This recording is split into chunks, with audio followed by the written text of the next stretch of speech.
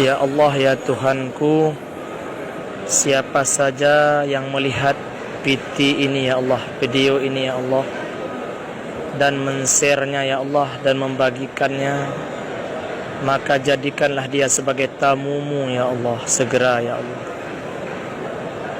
Maka tunaikan hajatnya, kabulkan doanya, sampaikan cita-citanya ya Allah. Jadikan dia orang yang sukses ya Allah. Amin ya Rabbal Alamin. Jadikan doa ini doa yang makbul ya Allah. Amin ya Rabbal Alamin. Amin ya Rabbal Alamin.